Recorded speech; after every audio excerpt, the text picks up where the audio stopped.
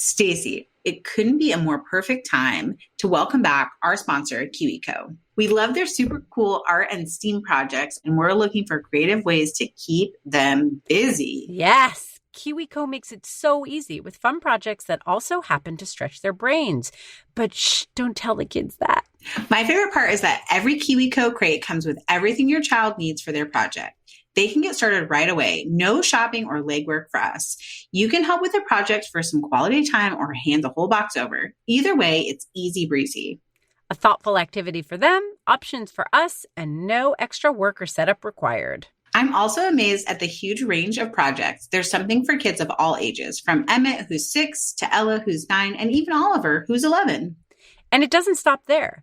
Isaac is 14 and loves the Eureka crates, which come with amazing projects like building your own articulated lamp and an electric sharpener. And to be honest, I've been eyeing the maker crates for me. Such fun crafts that are perfect for teens and older hobbyists. Because to be honest, after last year, I'm craving some screen-free time for myself too this summer. With KiwiCo, there's something for every kid or kid at heart every month. Get your first month free on select crates at kiwico.com/didn't I just feed you. That's KIWICO.com/didn't I just feed you.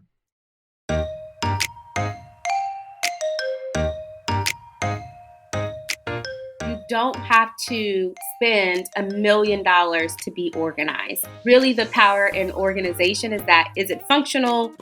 Are you not wasting time looking for something that you know you already have? Whatever that looks like for you in terms of creating the systems or creating the functionality, that can, vary in the aesthetic. Welcome to Didn't I Just Feed You? A podcast about feeding kids. Hi, I'm Stacy. And I'm Megan. Before we get into this week's episode, don't forget to subscribe right where you're listening, like seriously right now. And if you find yourself with an extra minute, please leave us a rating and or a review. Those ratings help other busy parents and home cooks find us. And we just want to help you. So help us help you. Help us help you. Help us help you. Okay, I'm going to start with a bold opening statement. I'm here for it. September is the new January. Yes. Yes! Just agreement, just like that. Yes. Right? Like for parents, back to school really feels like the mark of a new year in a lot of ways. Yes. Right? We go by the school calendar. So for me, what does that mean practically? I do feel like, of course, there's spring cleaning and of course there's January organizing. I tend to fall into those seasonal traps too. But in September, like once the kids are done, like we're back from vacations and camps and all that, I find myself going through all their clothes, getting rid of like things that are too small, doing a little back to school shopping if they need some new things. Poor Oliver. I do back to school shopping in Isaac's closet. And I just move things over and then Isaac That's gets real. new things. That's how all parents are doing it. Right? Like getting hand-me-downs. Yes. Yes. Like wanting to reorganize my kitchen and clean out my kitchen because I feel like it's so funny. In the summer, it kind of ebbs and flows depending on our schedule. But when I am home, I want to cook more. And I'm kind of using my kitchen in a more, whimsical isn't the right word, but that's what comes to mind. In a more like freewheeling kind of way where I'm like throwing different dinners together or I'm following inspiration because ingredients are so inspiring in the summer as opposed to being more regimented. So I'm using my kitchen more, but also like that's what's so ironic about it for someone who's crazy and organized and clean all the time like me, where then it makes my kitchen messier. So it's kind of like I want a fresh start. I want to pull out all the lunchbox stuff. I want to get organized.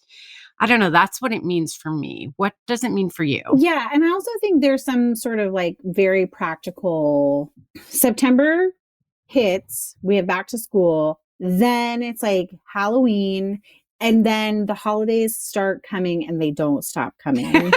And I need my kitchen to be prepped for that. I actually need like a lot of my house to be prepped for that in general. Like not even just hosting family and friends, but like the influx of candy for Halloween, or like all the food that comes in for, or that we buy for Thanksgiving and all the other like December holidays. Totally. And you know, I also have birthdays bookending.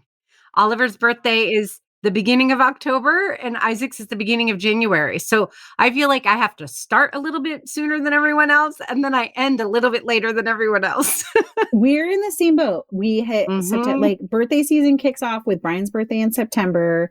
I'm October, Emmett's November, and then Ella's January. And like in between is filled in with holidays. I know, it's insane. So yeah. And also like January is a great time to organize because we're all supposed to be like cozy at home, but also like I don't really want to organize in January. I'd rather get organized in September, be ready for the holidays, and then just like lay out just starfish on the floor in January. Listen, and let me tell you something that I also feel like I learned a valuable lesson through the holidays of 2020 when we really couldn't see anyone. I mean, we didn't, at that point, we weren't even seeing grandparents. It was just a family holiday season at home. And so for the first time ever, I didn't have a cooking schedule on Christmas Day. I was in pajamas the whole time. I did it. And it was awesome. You loved it. It was awesome. So I also love entertaining, and there was a lot that I missed. But I do think that I agree with you. I want to set myself up so that I, like, this winter break is chilling. And I'm ready for like all those gifts and all that food. Yeah. I mean, listen, do we have to start? That's when I have that energy. That's when I have that new year energy. Yes. And actually, I was talking with our guest today about how for many families, this September will be the first time where they have their house back from like everyone really being at home in like almost 18 months. It's bananas. So like I'm like, September, I'm going to clean and organize the house. Yes, I am. While y'all are at school. It sounds so good. It sounds ideal, but it sounds ideal. So we are going to touch on, like, today we're going to mostly talk about organizing for back to school, but we are going to also try to get another guest to talk to us about like just refreshing our kitchen from an aesthetic standpoint, because I'm not burnt out on being in my new kitchen yet, but I know how I felt being in my new kitchen. I know, but I know how I felt being in my tiny Boise kitchen. In front of us. I know. It's a new kitchen, and it's also like my dream kitchen. Yeah, you're like, I spent most of the pandemic in that kitchen, and now I'm in my dream kitchen, so I'm good. It's a strategy. But it is a strategy. The rest of us are tired. Yeah. Our spaces are probably tired too, right? That's true. That is true. I'll still be organizing along, because you know the thing when you move and you're like, I think this stuff goes here, and then you start to live with it and you're like, that actually really does not work for our life. Totally. I need to move some stuff around. Yeah. Living in a space for a while. And listen, if Mike listens to this episode, he's going to get a real big belly laugh, because I love just jumping in and getting everything done. And he's always the one who's like, let's live with this for a while. Let's see how it feels. And then we can decide. And I'm like, nope, I want to decide now. Thanks. I'd like this to be done and over with and check it off my list. But I think that no matter which way you go, there is value in living in a place. So I've come to not get too attached or put too much work into the initial setup. I still need it to be set up for my own peace of mind and for clarity of thought.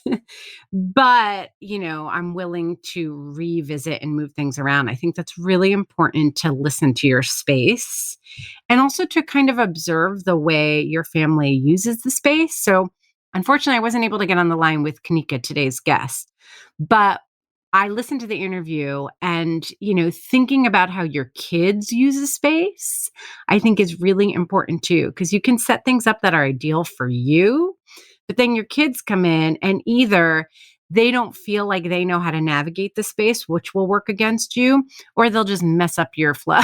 And that's annoying too.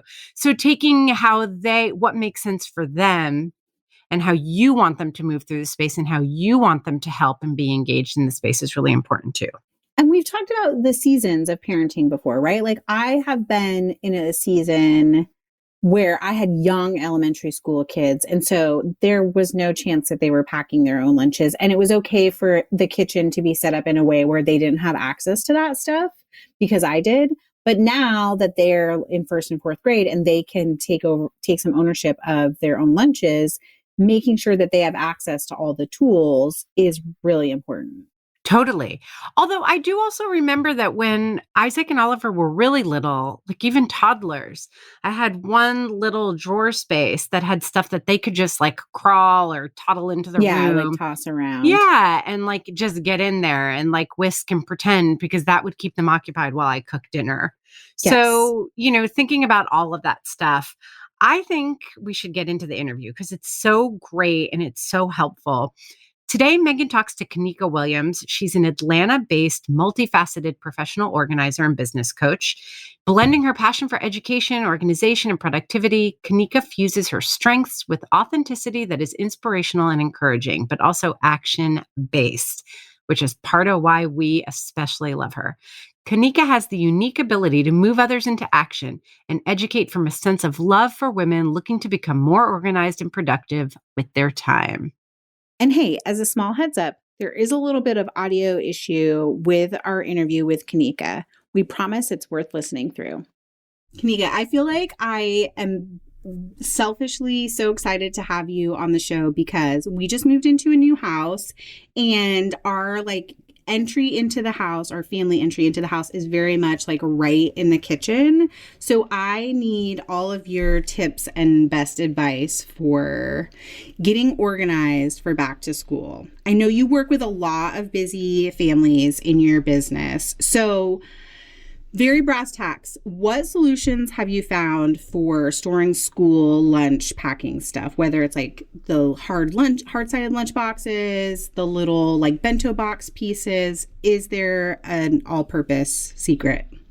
I would say, I think a lot of times people don't pay attention to just having one central place. It doesn't really matter where it's at in the kitchen or anything like that. Just making sure that it has one designated area for it to be. Whether it's going to be accessible to the little ones or just accessible to the parents, that kind of just, goes based off of the age of the kiddos. But having one space, one designated area where you can label, where it's always going to be once it's done being used, is something that I don't think a lot of times people just pay attention to. And that's why it feels like it's always scattered or disorganized. So I would say, I think the one staple rule is one designated place at all times when it's not being used.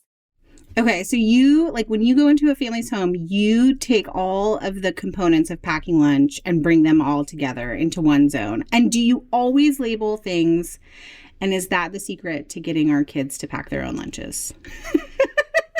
I know, that's a big ask. I'm can you organize them into being their own chefs? Yeah, I think if you can create little zones where they can be independent. So if you have a snack zone, and again, it depends on how old the kids are, right? But if they are at an age where you're trying to build up their independence, you really want to make it accessible to them. So what snacks do you know that they gravitate to that are kind of self-serve, that are already individually packaged, that doesn't really require the parent to be in the mix? Can you create a zone where they can grab one fruit, one granola bar, and one drink and put it in their lunchbox, right? Is it accessible to them? Is it clearly labeled, whether it's with words or with pictures, so that they can build up that independence and really not require you to do much of it? But I think for the families that I am, trying to help them build their independence with the kids, I try to create zones, easily accessible zones for the kids so that they can do it themselves. I love that. What I'd love to know is we see a lot on Instagram, those sort of zones set up where it's really nice container store bins or clear baskets and pre-made labels. Do you think that there's you can take that idea and do it on a budget? And do you have any places that you like to shop for budget organizing tools? Yeah, I think a lot of times people see the Netflix and you see all the acrylic and you said, all of the pre-made labels, and it does look Pinterest worthy and it does look pretty. I secretly love it so much, but it is not my house. It is expensive though. So a lot of times people are I want it to look just like Pinterest. And I'm okay, this small little pantry is going to be $400. Do you still want it to look like Pinterest? And how many people change their mind when you give them that budget? One acrylic bin may be, $25. Right. And then you have to think about how many of those acrylic bins do you actually need based off of your current lifestyle. So it does add up. It does look pretty, but it does add up. You don't have to spend $1 million to be organized. Really, the power in organization is it functional? Are you not wasting time looking for something that you already have? And so whatever that looks like for you in terms of creating the systems or creating the functionality, that can, vary in the aesthetic. You can always shop your home and look for bins that you already have that you can repurpose. There's nothing wrong with, just getting a little chalk marker and some black label tape and writing your own labels, and it looks just as nice. And that's obviously not as expensive as the pre-made stuff. So there are ways to organize, get the functional, and also get the pretty on a discount. I think my go-to places are definitely Amazon and honestly Home Goods. If you're not shopping for like a lot of organizing products, a lot of the same things, you can get so much good stuff from like TJ Maxx, Home Goods, sometimes even like Ross, places like that. Yes. I also, just to add to that, like the dollar store, I think sometimes gets poo-pooed, but if you go in there and you can buy like one color of a basket that you like, that feels like a really easy way to get that very organized aesthetic without spending a ton of money. Yeah. I mean, I definitely think Home or Dollar Tree has some good stuff, and people, like you said, don't think about it because it's the dollar store. But I mean, I have like dollar store bins or like little drawer organizers and things like that in my home that definitely get the job done, and you don't know that they're a dollar. Yes. They add organization to my life. So definitely worth looking into the dollar store if you're looking to get organized on a budget. Yes. And also, like, maybe the dollar store things are not as hardy. They maybe won't last as long, but at least you could get yourself organized and then sort of like save and budget if you really decide you love a system and you want to upgrade your baskets or your bins or whatever. Okay, this is like a little bit of a funny question because you go into people's homes and you help them organize, but you're not necessarily cleaning. Do you feel like lunchbox maintenance and cleaning could be improved in a lot of like the homes you go into, or like how often should we really be cleaning all of our like our soft-sided lunch boxes and also the tools that we use to organize them, whether it's like a drawer or baskets or bins? Just keep things clean. So with your like lunch boxes, I definitely would just recommend wiping them out every day, right? Because they're kids. Kids are. I used to be a teacher as well, so. Oh, so you know how gross kids can be. They're just messy, and it's just, I think, a life skill that people just need to embody is just, I'm just going to clean it just because, even if you cleaned it yesterday, clean it again today because you put new food in there, and it just makes sense to clean it. And I think it's just something important. I even as an adult in the line of work that I do, I'm very fascinated to see how infrequently people like just clean their spaces. And it's not to come off as judgy, but I think it's just that people don't pay attention to it. Yeah. And also that like we don't have home ec in schools anymore. So people aren't necessarily like taught that stuff. I find it very fascinating. There was this long, like drawn out debate about like how often people wash like their bed sheet. Yes. Don't you wash them every week? And people are like, no. And I'm like, but why? Like, why are you not washing your sheets every day? Or how often do you change out like your washcloth? And people are like, sometimes 2 weeks. And it baffles me. But I think it's just people get used to their routine. Yep. Nothing outside of that kind of breaks the routine. Yes. Or they're just like really busy and they're like, oh, I'm not, and maybe not paying attention to like how often it's been that since they've cleaned their sheets. Yeah. I think it's just habit or, their routine. And it's not to say that one is right versus, the other being wrong. But I do think like just cleaning and being in the habit of doing it often, it's just more advantageous to being in a more, happy and productive environment.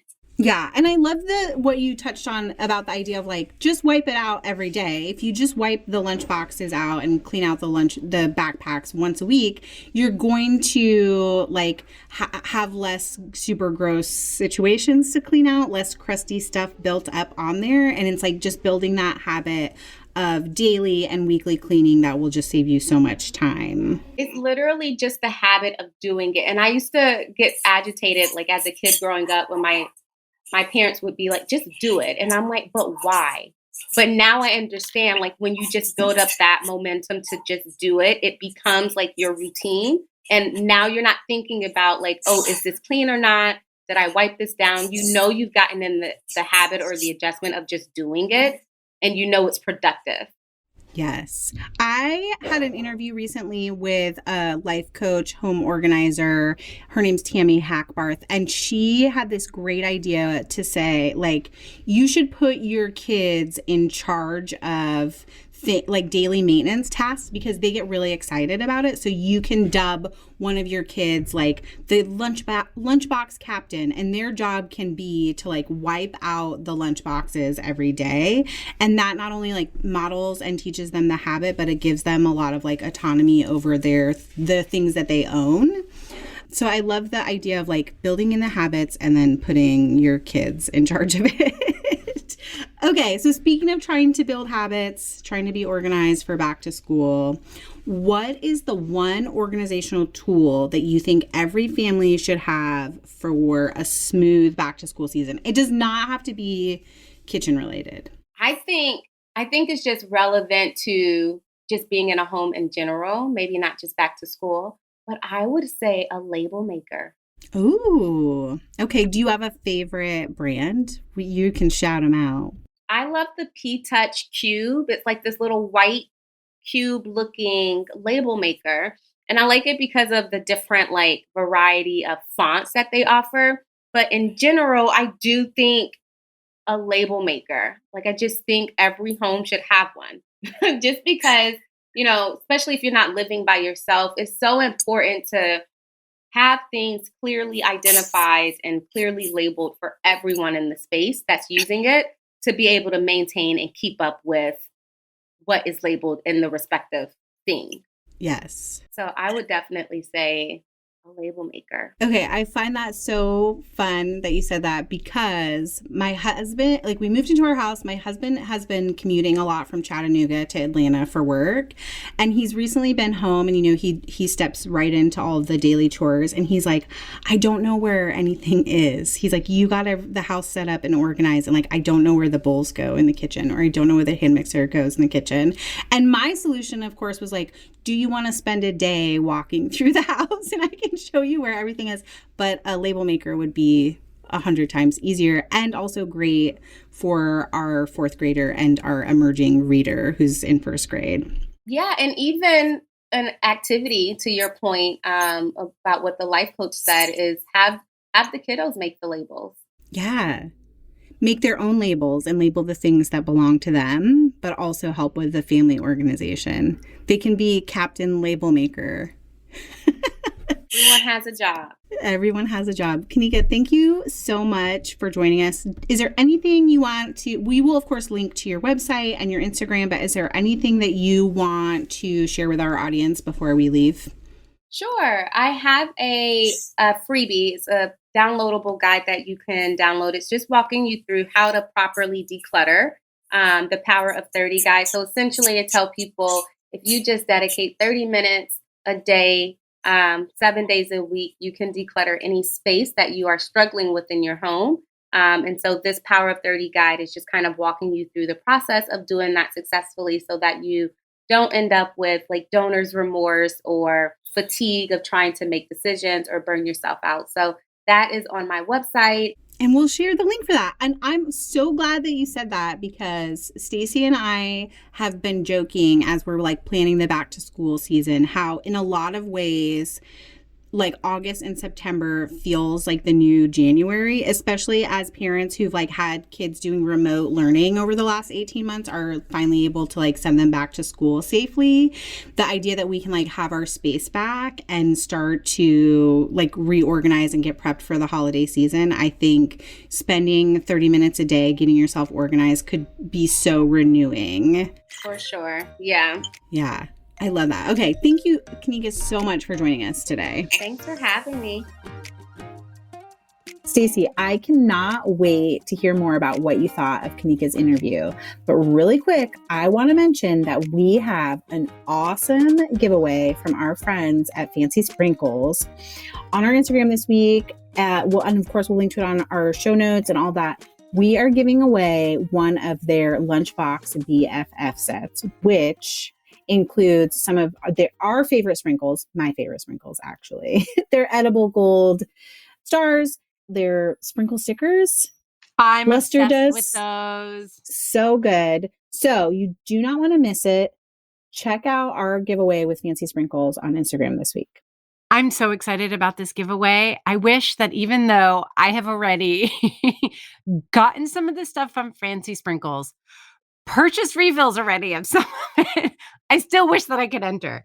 I love all this stuff. It makes packing a lunchbox so much fun. So, speaking about packing lunchboxes and making it more fun, well, I don't know if it's about more fun, but certainly easier. I love Kenika's tips for how to keep everything organized and clean. This I was clean like, oh, freak, loves this clean freak endorses what she had to say. But my favorite thing that Kenika offered up was label maker. I hard endorse, agree, the best. We love ours. Yeah, you were saying on like another call that we were on that you guys label like headphones and chargers, like absolutely everything in the house, and to like what part of the house it goes in. Yeah, so that's for like our wires and chargers, bricks and cords. I call them chargers, and Mike is like, "Do you mean a brick or a cord?" Like he's very specific. We have to use also, very he calls specific it a brick. language. I'm like, oh, a cube is what I call it. We're in our house. I don't know. I just follow the rules. Bricks and cords because we have different zones. So I like having a computer charger in like at the top floor and then in the living room, because those are the two zones where I work, and I don't like to have to like take it up and down with me. So we'll say mom cord, mom brick, LR for living room. That way everybody knows what device it goes to and where it's supposed to live. Because, you know, someone will come around and farm it and then take it to their bedroom or something like that. And then I'm like, then where you'll never is my see charger? it again. Never see it again. So, I mean, that's a little bit different than labeling things in your kitchen. But I just find it really, really helpful, especially as the kids have gotten older. I've used it more because they have much more autonomy moving through our spaces, even the kitchen, which, gosh, I feel like this goes back to our very first episode that we ever recorded, where I admitted having all these mixed feelings about the fact that I call it my kitchen sometimes, Yes. right? Here we are 3 years later. I still have mixed feelings about it, not resolved. But, you know, Isaac's in there at 11 o'clock at night or rummaging for food like a little skunk. So, you know, if I don't want to have that argument with him every single morning about like, why is this here and why is it there? It's really helpful to have a label maker. Also to set clear expectations. Yeah. Oh my God. Oh my God. Labels are like setting clear expectations. Right? I love that that's what you took from it. I was like, I don't know if I feel like a label maker is the like essential tool for organizing families, though I do think a label maker is great, to be clear. And I have an older one and I think I'm going to bring it out, and I think Ella's going to go nuts for it. Yeah, she is. Capricorn energy coming in hard. Big Capricorn energy. But the thing I was thinking about was less like an actual product tool and more the idea of like a landing zone. Yeah. Like when your family comes in the door with their backpacks, school bags, whatever, you know, sports balls. Sports balls. When they walk through the door with all their balls. Where do those things go? Because right now, like in our new house, there is like the carport side door, and that's where we come in and out for everything. We're not coming in and out the front door, and that dumps right into the kitchen. And so I need, like, there has to be some sort of organization. I like how you use the word system. dumps. I think that just named the problem.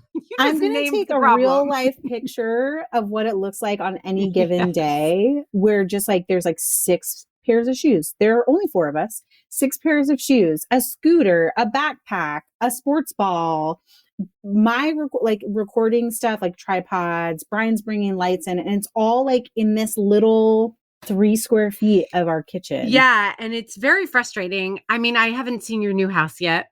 I was supposed to, going to any day now. It's going to happen. But in a brownstone in Brooklyn, there's really not a lot of space. Yeah. I mean, you walk in and your vestibule's this big, and then, you have about 10 steps until you hit the stairs, and like a short hallway going right to your kitchen and living room. For you, it's right into your dining room and kitchen. Yes. I trip on Oliver's shoes going into my living room one more time. I might completely lose my mind. That's why we have a shoe basket in the vestibule. But, it is also hard to think about, again, going back to how people use the space. Yeah. Because when 4 of us are coming in the house at once, no one can stop in the vestibule to take off their shoes. You get too much of it's just not big enough. You'll get a traffic jam. It's a bottleneck. Right. So people have to walk all the way in, then they take off their shoes. Then you have to pick up your shoes and go back a few steps, which isn't a big thing to ask. But anyway, that's between us. So I do think between us and all of our listeners. Yes. Yeah. Okay. Yes. But I do think landing zones and labels, and it depends how your family works. Right. Like if your family ignores everything you do, ask me how I know. Then just do what makes you happy, makes you feel good. And again, it's like what strategy works for you. Maybe you have older kids and the labels are the very best thing. And then there's specific spaces for each item or each situation. Maybe you have like really little kids, and the thing that you actually need in your landing zone is just like a big ass basket to just dump everything into. Yeah. So you don't have to organize it. They don't have to organize it. They're not at that stage yet where they're learning that. So I think that was what we did for toys. Yeah. Being open to just different ideals and maybe not trying to hit that Instagram aesthetic. I love it. I will lay in bed at night and like get on Instagram explore page and go deep into like fridge organizing porn. I don't know. Porn's not the right word, but it is something where I'm just like so delighted and soothed by it. Yeah, I get it. I definitely have a tendency, if I spend too much time on it, tipping into wanting to recreate it in an unproductive way because it's just not realistic and it's just not the way we live. I want to go back to labeling and organizing in your kitchen just for one more second before we wrap out, because there's also this question of aesthetics too, because I think, I don't want labels all over my kitchen, like visible. And some things as your kids get older, you don't need to label as much. But I do think those bigger cavernous cabinets, like the places or drawers, maybe where you keep your pots, no matter, even just if I'm using the kitchen, honestly, no matter how organized I keep it, I'm like, these kinds of pots go in this drawer and these pots go in that. Eventually, like by the end of the summer, everything's all mixed up because like I just shoved it because I was in a rush. So, and then I kind of forget how I had it before everything got messed up. And I feel like I end up recreating the wheel. So I have been thinking about just labeling like on the inside of the cabinet. Like, for sure. These are the like stand mixer. And also Mike is the one who unloads the dishwasher. And I swear, I really don't know. I mean, the man like runs a very successful business that he built completely on his own, but cannot remember where like the pots go. It's a little weird to me, but everybody's brain works differently. I think it would really help him to be like, this pot goes here. Because he just needs a system. He needs to not, like, that's not where he's going to spend his mental energy. So there's that, right? Like you're like, why can't he think of it? It's like he's just not thinking about it. He wants it to be as much muscle memory as it can be. 100%, which is a more than fair thing to ask. Yes. I do too, honestly. Yeah, right? Don't we kind of all? And there is that thing where sometimes you're like, I don't want to have to lift up these other pots to put this one back tonight. And so you kind of have to reset it. And Kenika sort of touched on that, right? Like, if once a month you do like a quick little reset and make sure that the tools that you like to live in a certain part of the kitchen are actually back in the kitchen, then it doesn't become this like tumbleweed effect where it's like, well, everything's a little bit disorganized. So I'm just going to throw this shit in the drawer and deal with it at a later date. But like maybe you have one day a month that's like house, almost like an administrative day where you're like, I'm just going to do this organization. Yeah, totally. Yeah. I get it. Can I throw one last thing at you that was like totally groundbreaking that a friend who's crazy into organizing? Okay.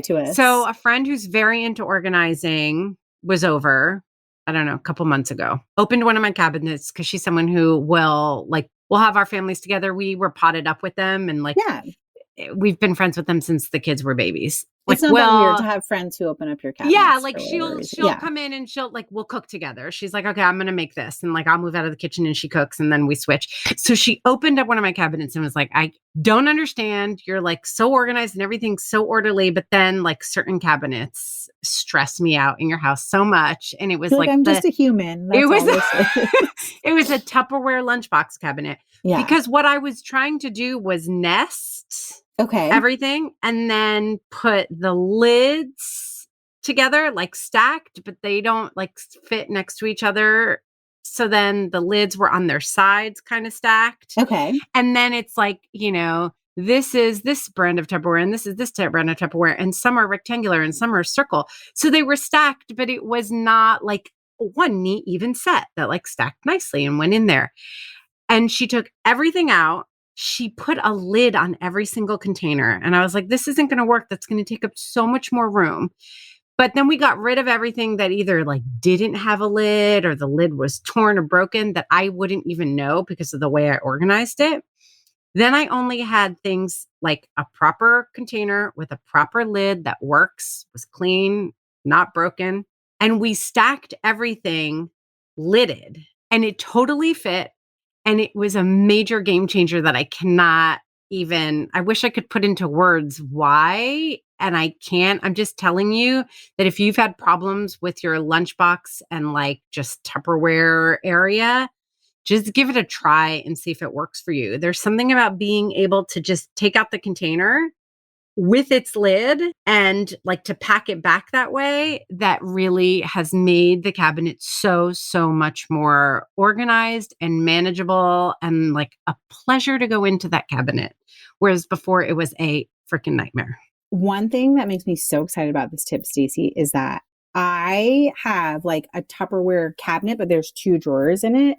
And it is like almost exactly as you described. Like the top drawer is all the actual containers sort of partnered, stacked together in their like shape set. And then the drawer underneath is literally just all the lids and all the like little random deli containers just absolutely stacked together. Yes, that's exactly what it was like for me. And just finding a lid became a nightmare. Yes. I might share it as a reel. Like, let's do a before and after. That is a great idea. And see how much space. I might even be able to claim back a whole drawer. Dude, it's a life changer. Yes. And I never would have thought of it because just the mental model I created is that the way that you create space is by nesting the things. Yes. But then all the space that was taken up in a ill-informed way with all the lids. And then when you need like a really big container, you have to take the whole stack out. Yes. Unstack it to get the one you need and then put it back. Like it's so inefficient. I'm doing that. I'm telling you how bad it is. And I'm doing I know. I did it for years. Literally, when my friend came over, she was like, I can't deal with your cabinet anymore. Like, I'm just doing this.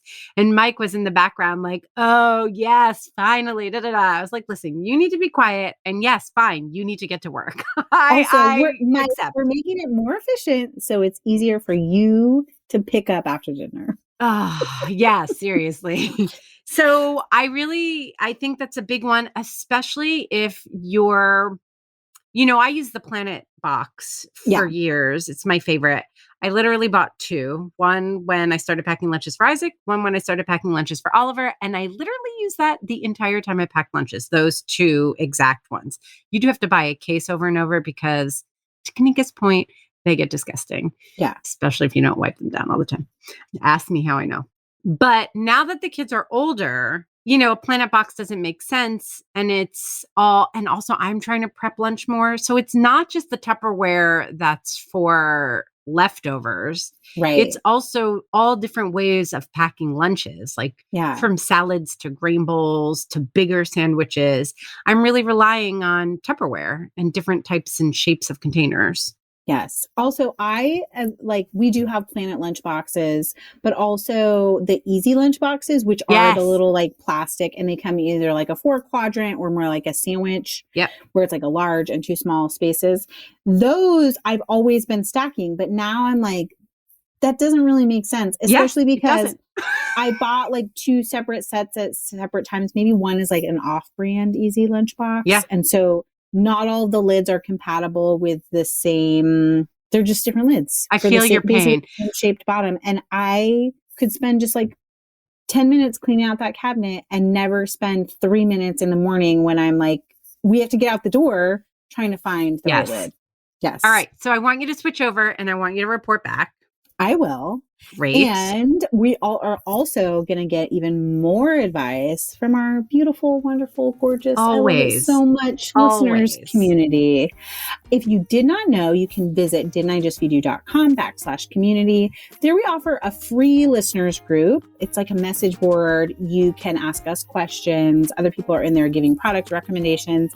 And then there's also a supporting membership that comes with hella perks, as we like to say, including 2 exclusive mini episodes every month, live events, lifetime access to a private Instagram feed, and a huge quarterly giveaway. You can also find us on Instagram as @Didn'tIJustFeedYou.